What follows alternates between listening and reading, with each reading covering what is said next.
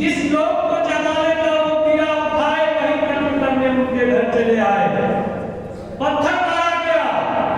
ये इस देश की सच्चाई है कि जिस तरह से इस देश के कर में हजारों वर्षों से मनवाद बैठा हुआ है, जो भी लोग सामाजिक न्याय का लड़ाई लेकर के आगे बढ़ता है उसे अपमानित करने का काम करता है, उसको बर्बाद करने का काम करता है, उसकी हत्या करने का काम इस देश के मनुवादी सोच के लोगों ने किया है। मैं आपके बीच आपको चूंकि सुनने आया है, मैं रोड़ा नहीं करना चाहता हूं। मैं पुनः आपको इस खगड़िया के पावन धरती पर आपका कोटि कोटि अभिनंदन करता हूं, स्वागत करता हूं। धन्यवाद।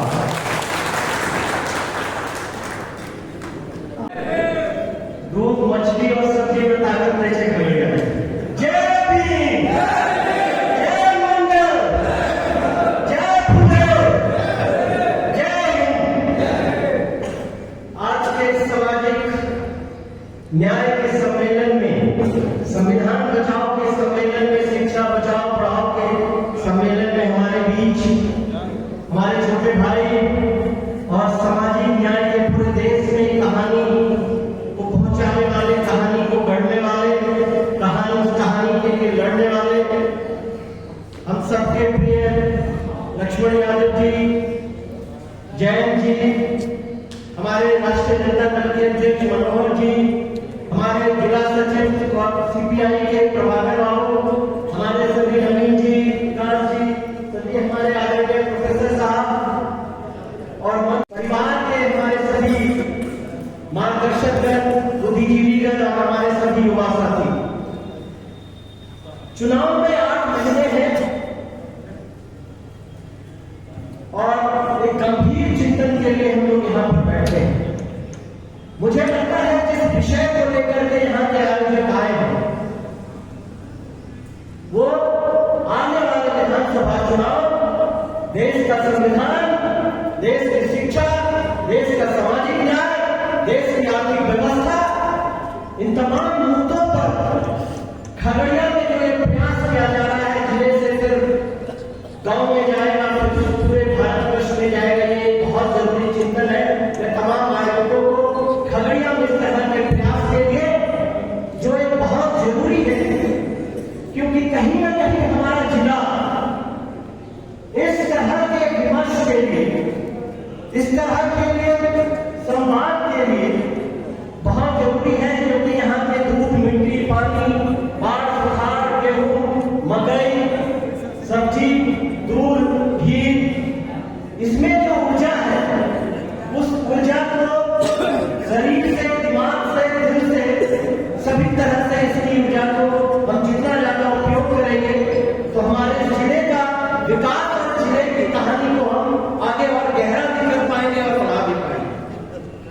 साथियों, अपनी बात को शुरू करते हुए मैं 2-3 बातें कहूंगा, क्योंकि लक्ष्मण जी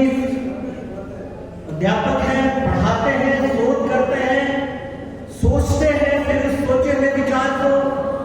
प्रोपोगेट करते हैं, भाषण देते हैं, लिखते हैं, लड़ते हैं। हम राजनीति की पाठशाला से आए हैं, राजनीतिक पार्टी के कार्यकर्ता होने के नाते हमारे भी एक उसमें एक सोच है। फर्क होता है जो जमीन पे लड़ाई होती है और जो किताबों में रहता है, वहां बहुत ज्यादा सिमिलैरिटी भी है, लेकिन थोड़ा बहुत देखने का नजरिया, ये राजनीति हम जिस तरह से सोचते हैं कि होना चाहिए उस तरह से जमीन पर नहीं होती। हम उसमें प्रयास करते हैं लेकिन इस तरह से होती नहीं। साथियों, एक बात बड़ी ईमानदारी से दिल में हाथ रख जवाब दीजिएगा, क्या आपको लगता है कि भारतीय जनता पार्टी की विचारधारा समाज में मजबूत हो और महागठबंधन चुनाव जीत जाए? कहने का मतलब मैं फिर से दोहरा रहा हूं कि चाय के दुकान पर, समाज में, हमारे घर में, चौक चौराहे पर भारतीय जनता पार्टी के विचारों पर चर्चा हो तो भारतीय जनता पार्टी की विचारधारा क्या है? कि धर्म का राजनीतिक इस्तेमाल पर चर्चा हो, धर्म पे नहीं, धर्म का राजनीतिक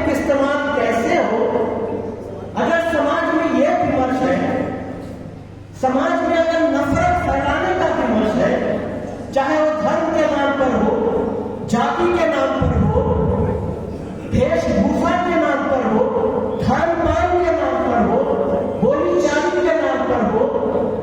क्षेत्र के नाम पर हो, अगर ये विमर्श है तो हम चुनाव कैसे जीतेंगे? चुनाव तो महागठबंधन तब जीतेगा जब भाईचारे पर विमर्श हो रहा होगा, सामाजिक समरसता पर चर्चा हो रही है कि कैसे इसको और गहरा किया जाए। तो हमें इस विमर्श को, इस विचारधारा को जब तक हम समाज में मजबूत नहीं करेंगे, इसके खिलाफ,